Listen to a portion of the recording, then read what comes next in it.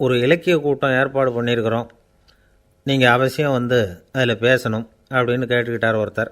வேணாங்க, 4 பேருக்கு முன்னாடி வந்து நிற்கிறதுனா எனக்கு ரொம்ப கூச்சமாக இருக்கும் அப்படின்னாரு இவர். ஏன் சார் இன்னமும் குழந்த மாதிரி கூச்சப்படுறீங்களே அப்படின்னார் அவர் ஒரு மாதிரியாக சமாளித்து அனுப்பி வச்சுட்டு அதுக்கப்புறம் அதை பற்றி இவர் யோசித்து பார்த்துருக்கார். சில நிபுணர்கள் எழுதியிருக்கிறத படித்தும் பார்த்துருக்கிறார். மனோதத்துவ நிபுணர்கள் என்ன சொல்கிறாங்க தெரியுமா?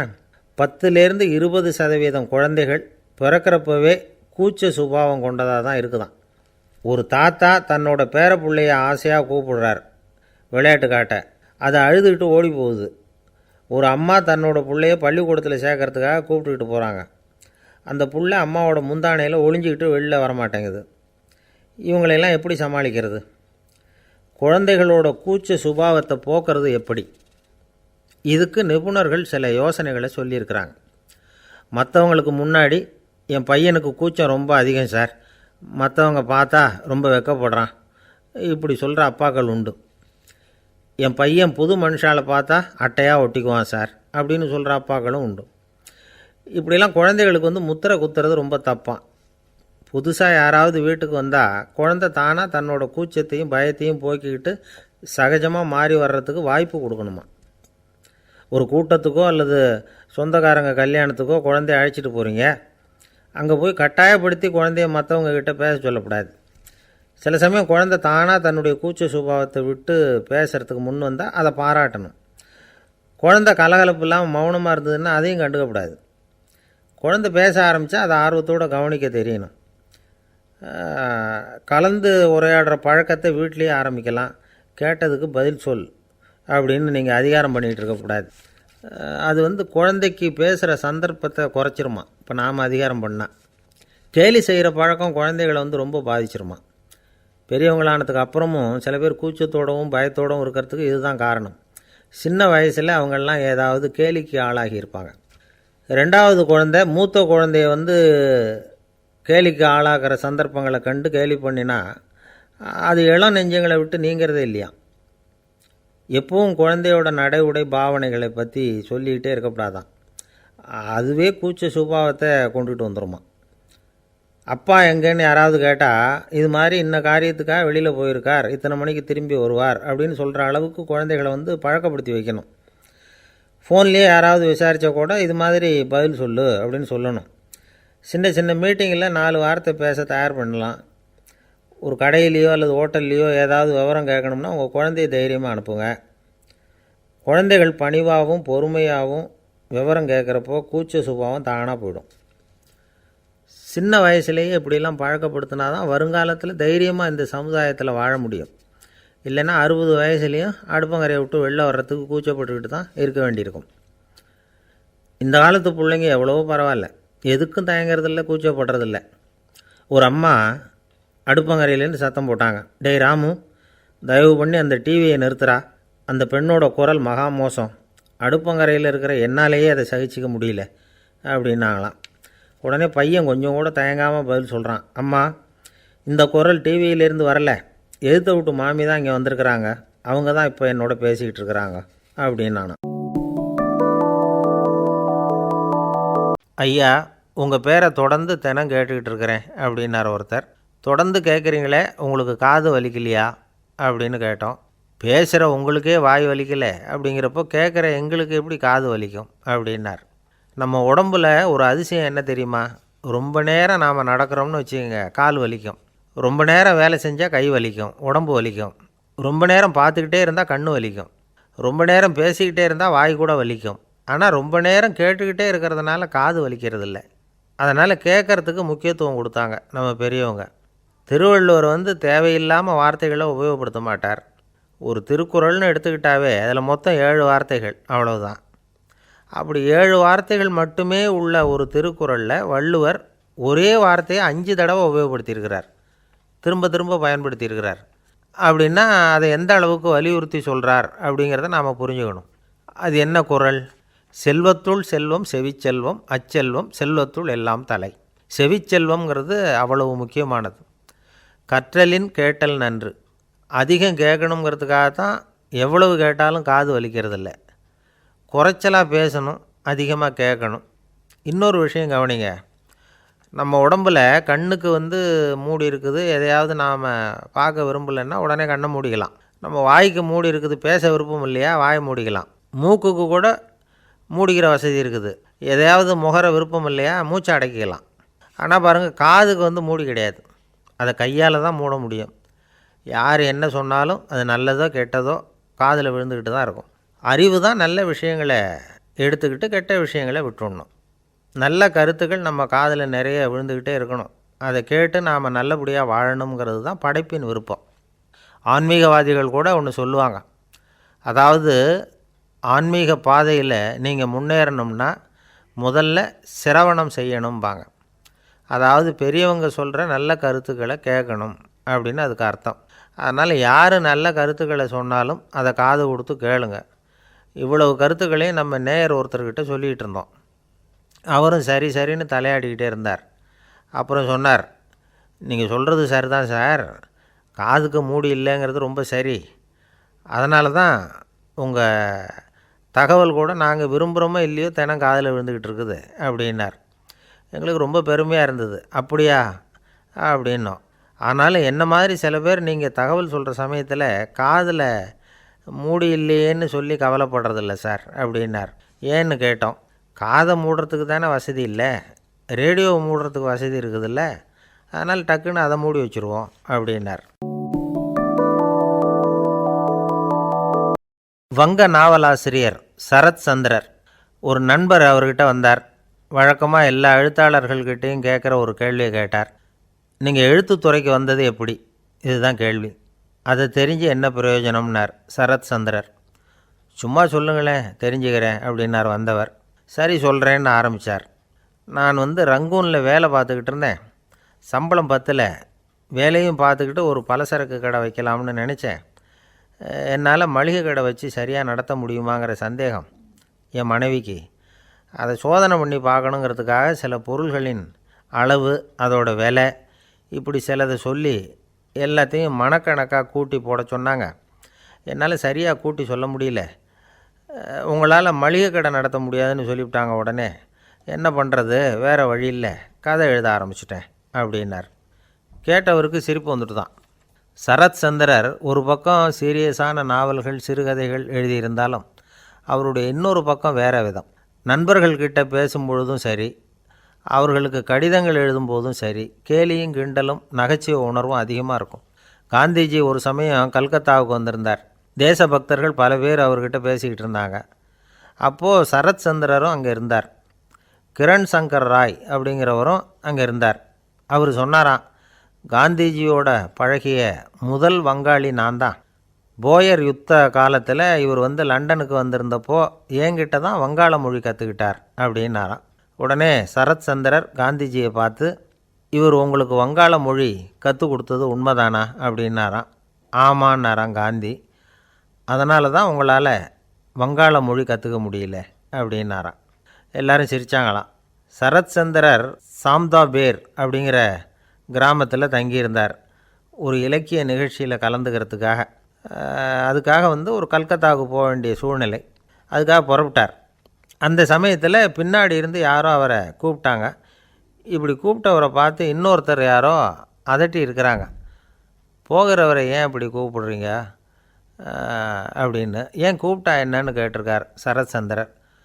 புறப்படுறவங்கள பின்னாடி இருந்து கூப்பிடுறது அபசகுனம், போகிற இடத்துல ஏதாவது ஆபத்து வரலாம் அப்படின்னு அதுக்கு விளக்கம் கொடுத்துருக்கிறார் அவர்.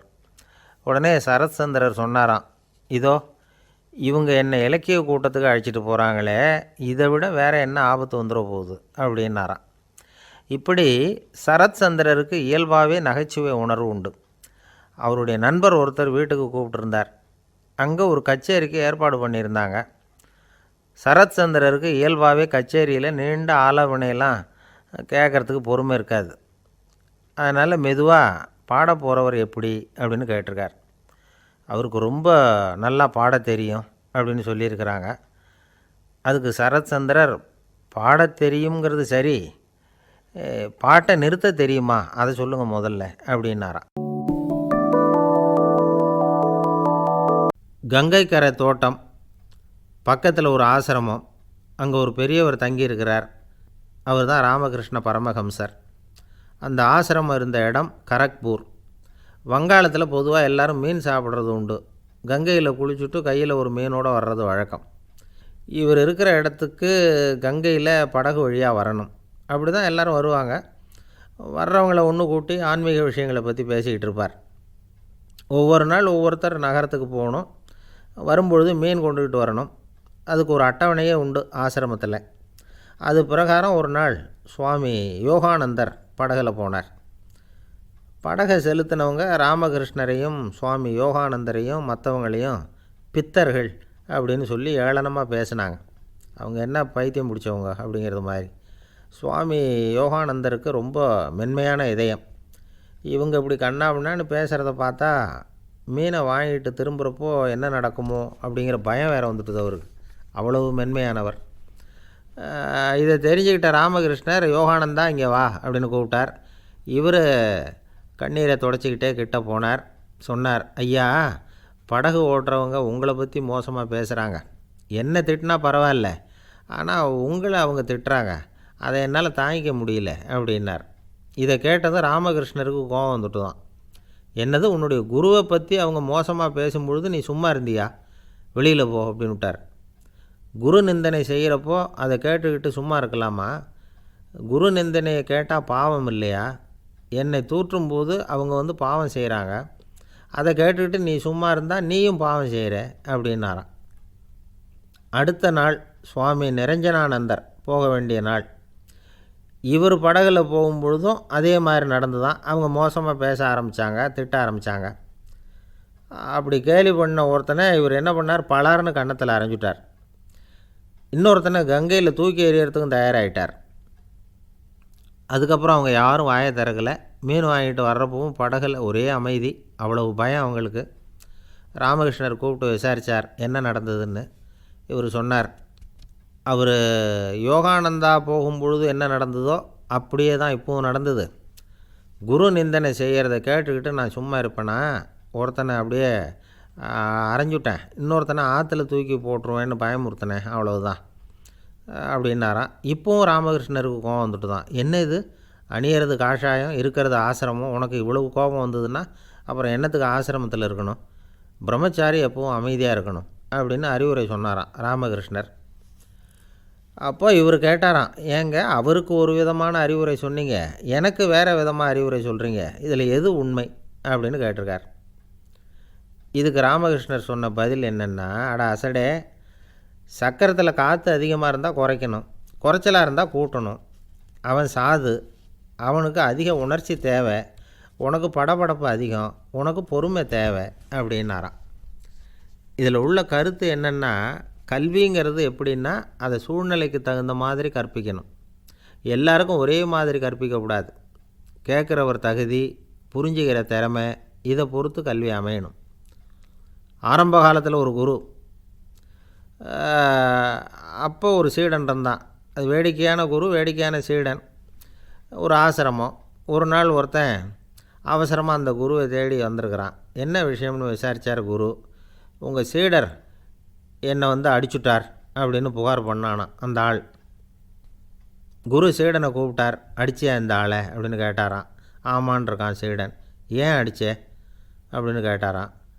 இந்த ஆள் உங்களை பற்றி மட்டமாக பேசிவிட்டான், என்னால் அதை தாங்கிக்க முடியல, அதனால தான் அடிச்சுட்டேன்ருக்கான். அப்படி என்ன பேசினான் அப்படின்னு கேட்டாரான். உன்னுடைய குருநாதர் இப்போல்லாம் அர்த்தமில்லாமல் பேச ஆரம்பிச்சிட்டார் அப்படின்னு சொல்லிவிட்டான், அதனால தான் அடிச்சுட்டேன் அப்படின்னானான். அதுக்காக அடித்தே அப்படின்னாரான். நான் அதுக்காக அடிக்கலை குருவே, இப்போல்லாம் நீங்கள் அர்த்தம் இல்லாமல் பேசுகிறதாக அவன் சொல்கிறான், அப்படின்னா இதுவரைக்கும் நீங்கள் அர்த்தத்தோடு பேசினதாகத்தானே அர்த்தம், அது தப்பு தானே, அதனால தான் அடித்தேன் அப்படின்னானான். ஒரு பெரியவர் உட்கார்ந்துருக்கிறார். அவரை சுற்றி அவருடைய தோழர்கள் உட்காந்துருக்கிறாங்க. ஏதோ ஒரு முக்கியமான செய்தியை அவர் அவங்களுக்கு சொல்லிகிட்டு இருக்கிறார். அவங்களும் ஆர்வமாக கேட்டுக்கிட்டு இருக்கிறாங்க. இந்த சமயத்தில் யாரோ ஒரு ஆள் வேகமாக அங்கே வர்றார். வர்ற வேகத்திலேயே எனக்கு ஏதாவது உதவி செய்யுங்க அப்படின்னு கேட்டுக்கிட்டே வர்றார். கேட்குறது உதவி, ஆனால் குரல் மிரட்டுறது மாதிரி இருக்குது, அதட்டி கேட்குறது மாதிரி இருக்குது. இதை கேட்டதும் அந்த பெரியவர் ஆத்திரப்படலை, ஆனால் அவரை சுற்றி இருந்தவங்க ஆத்திரப்பட்டாங்க. இதை பெரியவர் கவனித்தார். கொஞ்சம் அமைதியாக இருங்கன்னார். வந்தவரை கூப்பிட்டார். அவருக்கு சில பொருள்களை கொடுத்தார். என்னங்க இப்போ உங்களுக்கு மகிழ்ச்சி தானே அப்படின்னார். ஆ அப்படின்னு அலட்சியமாக அவர் சொல்கிறார். நான் உங்களை நல்ல முறையில் நடத்தினேன்னா அப்படின்னு கேட்குறாரு அவர் மறுபடியும். அதெல்லாம் ஒன்றும் இல்லை அப்படின்னு சொல்லி அவர் சொல்லிகிட்டு இருக்கிறாரு. குரலில் வந்து கடுமை குறையில. சுற்றி இருந்தவங்களால் இதை பொறுத்துக்க முடியல. கோபத்தோடு அவரை நோக்கி நெருங்க ஆரம்பித்தாங்க. பெரியவர் அவங்களையெல்லாம் தடுத்து நிறுத்தினார். வந்தவரை வாங்க என்னோட அப்படின்னு சொல்லி அழைச்சிட்டு போனார். வீட்டுக்கு போனார். அங்கே போனதும் இன்னும் சில பொருள்களை எடுத்து அவர்கிட்ட கொடுத்தார். இப்போ திருப்தி தானே, நான் உங்ககிட்ட நல்ல முறையில் நடந்துக்கிட்டேனா அப்படின்னார். அவர் முகம் இப்போ தான் கொஞ்சம் மலர்ந்தது. ரொம்ப நன்றி, இறைவன் வந்து உங்கள் குடும்பத்துக்கு எல்லா நன்மைகளையும் செய்வான் அப்படின்னு சொன்னார். இதே வார்த்தைகளை என்னுடைய தோழர்கள்கிட்டே வந்து சொல்லிட்டீங்கன்னா அவங்க கோபம் தணிஞ்சிரும், வர முடியுமான்னார். கண்டிப்பாக வர்றேன் அப்படின்னாரு. மறுநாள் காலையில் அந்த இடத்துக்கு வந்தார். அதே மாதிரி சொல்லிவிட்டு அவர் போயிட்டார். தோழர்கள்லாம் ரொம்ப வியப்போடு பெரியவரை பார்த்தாங்க. அந்த பெரியவர் தான் நபிகள் நாயகம். அவர் சொன்னார், ஒருத்தன் ரொம்ப ஆசையாக ஒரு ஒட்டகத்தை வளர்த்துக்கிட்டு வந்தான். ஒரு நாள் அந்த ஒட்டகம் வந்து கயத்தை அறுத்துக்கிட்டு ஓடி போயிட்டுது. அக்கம் பக்கத்தில் இருக்கிறவங்கெல்லாம் அந்த ஒட்டகத்தை பிடிக்கிறதுக்கு முயற்சி பண்ணாங்க. அதை துரத்திக்கிட்டு ஓடினாங்க. ஒட்டகம் வந்து தாறுமாறாக ஓட ஆரம்பிச்சிது. இந்த சமயத்தில் ஒட்டகத்தை வளர்த்தவன் அங்கே ஓடி வந்தான். நீங்கள் அதை ஒன்றும் செய்ய வேணாம், விட்டுருங்க. அதோட சுபாவம் எனக்கு நல்லா தெரியும். அதை சுலபமாக என்னோடய வழிக்கு கொண்டுகிட்டு வந்துட முடியும். நான் பார்த்துக்கிறேன், விட்டுருங்கோ அப்படின்னா. எல்லோரும் விலகி போயிட்டாங்க. இவன் என்ன செஞ்சான் தெரியுமா? கொஞ்சம் புல்லை கையில் எடுத்துக்கிட்டு அந்த ஒட்டகத்தை நெருங்கினான். அவ்வளவுதான். அது ஓடி வந்து இவன் காலடியில் உட்காந்துக்கிட்டது. செல்லமாக அதை அப்படியே தடவி கொடுத்தான். முதுகில் ஏறி உட்காந்துக்கிட்டான். அது பாட்டுக்கு சாதுவாக நடந்து போகுது. இந்த கதையை நபிகள் நாயகம் தம்முடைய தோழர்களுக்கு சொல்கிறார்.